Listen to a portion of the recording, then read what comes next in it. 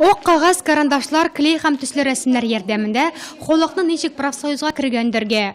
Укытучының мондый гадәти булмаган тәкъдименә һәр команданың үз җавабы. Берәүләр самолет ябыштырып сәяхәткә чыгачакбыз ди, икенчеләр хезмәт хакын арттырам дип вәгъдә итә. Вот это наш плакат.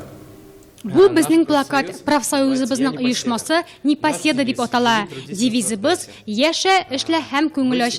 Без сезнең тынычлыкны сакларбыз. Безнең белән сез ышанычлы кулларда. Шәһәр гимназиясе укучыларына бер мизгелгә әнә шундый җитди карарлар кабул итүнең сәбәбе дә бар. Алар профсоюз дәресе әгъзалары. Нәрсә ул профсоюз, аның өстенлекләре һәм файдасы нидә? Сораулар күп, ләкин аңа җавап бирүче дә бар. Кунакта район педагогларының профсоюз рәисе. Biz инде шул максаттан узадык бу дәресне. Безнең укучыларыбызны студент буларак киләчәктә алар инде профсоюзның нәрсә икәнен белеп, моңа әзер булсыннар өчен оештырдык.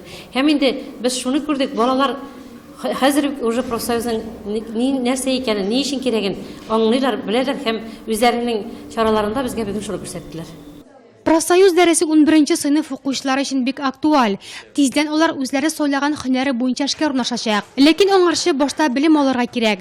Профсоюзның булачак студентларга да ярдәме зур булып чыкты. Киләчәктә мин профсоюз әгъзасы булырга телим. Чөнки профсоюз ул безнең праваларыбызны яклый һәм безгә ярдәм итә. Бүгенге дәрестә без бик яхшы яңалык белдек. Без университетта экзамен бирә алмасак, без профсоюзга мөрәҗәгать итеп, үзебезнең праваларыбызны яклый алабыз. Дәрестә укучылар акча янчыгыда ясады.